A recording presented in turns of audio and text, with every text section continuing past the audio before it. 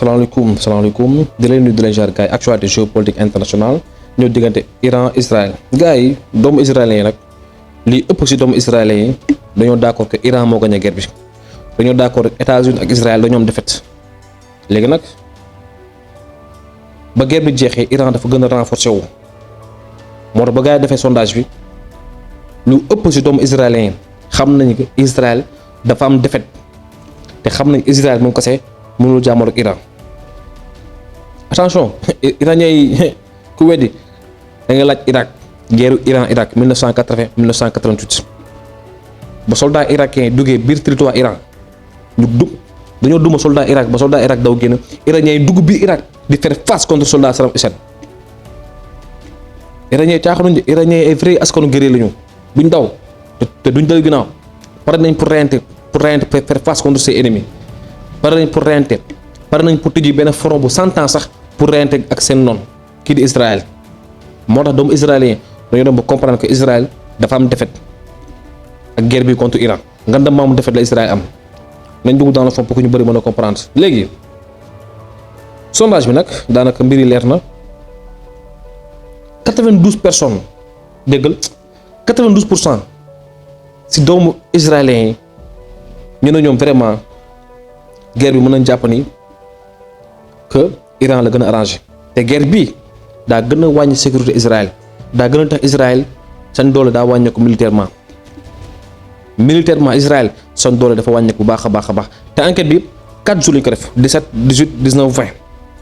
le 17 le 18 le 19 le 20 4 jours lañ def enquête ñu xool analyser def seetlu ko lépp si doomu israéliens yi d'accord nañ que Iran moo gagné guerre bi Israël daa perte guerre bi bu leen fàtte aimer abonné partage ku bëgg a dugg sama groupe WhatsApp da may message WhatsApp 77 473 02 58 77 473 02 58 groupe Cisco Media TV buñ paree si loolu nag jeexagul guerre bi jeexagul encore parce que sànq def naa vidéo wax leen que États-Unis ak Israël sabatuwaat nañ négociation yi parce que Trump daa menace Iran moo tax Iran seen délégation dañoo jugaat dem sa yoon parce que am na ay askan yoo xamante ni kenn du leen menace kenn du leen teg fitna boo leen naree menacé dañuy jóg dem sa yoon loolu fula la ñu am gars yi il faut ñu comprendre que jamono ji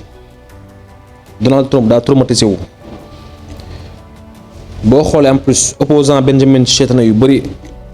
dañoo commencé mere Benjamin Netanyahu ndax guerre bi daa humilier Israël guerre bi dafa yàq tactique Israël guerre bi daa gën a wan Israël que militairement fi Israël toll dafa faible ci kanamu Iran dëgg la Israël seen avion de chasse ñoo gën a baax mais dañoo def erreur de calcul guerre du ay bombardé mais da ngay xam fooy bombardé yow nee nga da ngay wàccee nguur gi mais da ngaa bombardé mënoo fexe ba wàccee nguur gi dëgg la rey ngeen Ali Khamenei d'accord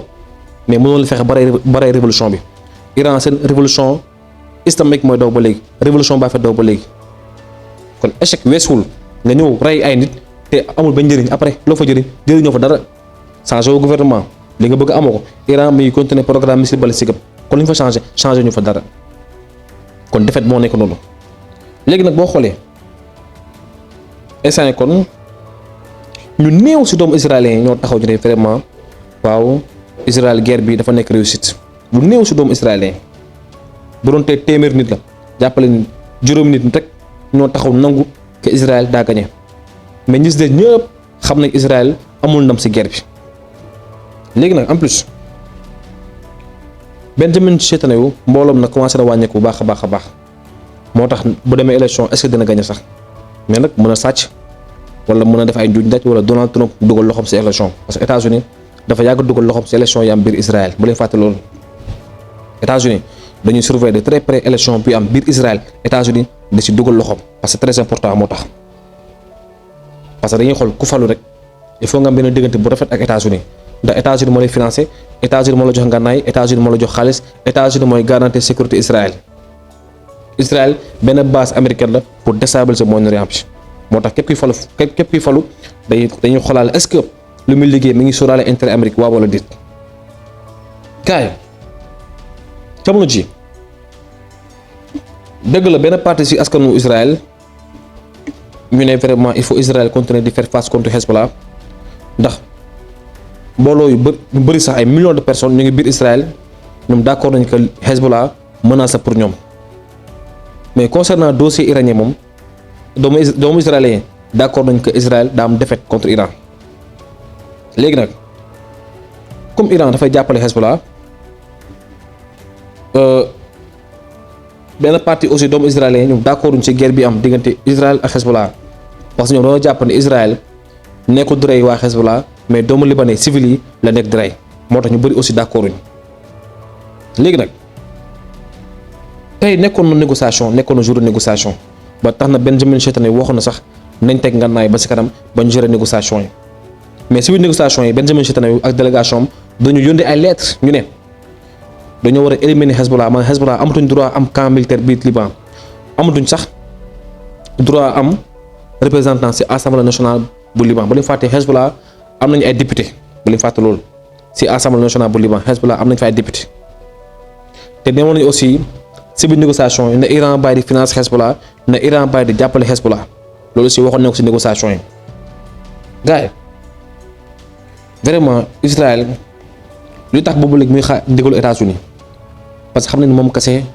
du mës a gagner guerre bi te mënu ko du si am ndam parce que tey puissance bi Israël soxla dëgg-dëgg pour faire face contre Iran Israël amu ko États-Unis moo ko am moo mën a faire face contre Iran parce que mooy puissance militaire mais États-Unis sax dafay échec parce que daa bombardé bay bëgg a dee mais day bombardé doomu iranien yi di gën a sawar Trump nee na moom li ko jaaxle mooy Israël nekk na réew boo xamante ne da ngay bombardé bay bëgg a dee mais askan bi dañuy gën a sawar di gën a jug taxaw di gën a faire face Trump loolu la ko jaaxal loolu moo jaaxal Trump da ngay bombardé ñu gën a pare xale yi jigéen ñi di génn manifester te ay ngànnaay